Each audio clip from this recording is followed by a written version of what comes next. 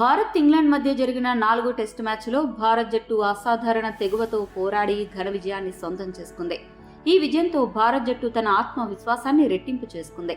పటిష్టమైన ఇంగ్లాండ్ జట్టును మట్టి కరిపించి ప్రపంచ క్రికెట్లో టీమిండియాకు తిరుగులేదని నిరూపించింది. విరాట్ కోహ్లీ లాంటి స్టార్ ఆటగాళ్లు లేకుండానే టీమిండియా పటిష్టమైన ఇంగ్లాండ్ జట్టును మట్టి కరిపించడంపై సర్వత్రా ప్రశంసలు వెలువెత్తుతున్నాయి. ఈ టెస్ట్ సిరీస్ ముగిసిన తర్వాత టీమిండియా ఆటగాళ్లు ఐపీఎల్ ఆడతారు. ఇప్పటి నుంచే అన్ని జట్లు ఐపీఎల్ కోసం సిద్ధపడుతుండగా ఆటగాళ్లు కూడా ఈ టోర్నీ కోసం మానసికంగా సిద్ధపడే ప్రయత్నంలో ఉన్నారు. ఈ ప్రయత్నంలోనే చాలా మంది క్రికెటర్లు జాతీయ జట్టుకు అందుబాటులో ఉండకుండా తప్పించుకున్నారు. ఇక విరాట్ కోహ్లీ కూడా కుటుంబ కారణాల రీత్యా చాలా రోజుల నుండి క్రికెట్కు దూరంగా ఉన్నాడు.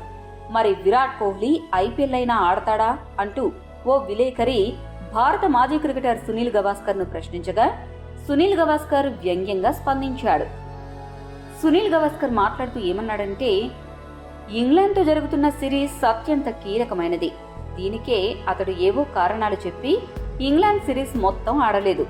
అతని మైండ్ సెట్ చూస్తుంటే మాత్రం ఐపీఎల్ కూడా ఆడడేమో అనే అనిపిస్తోంది అని చెప్పి నవ్వాడు.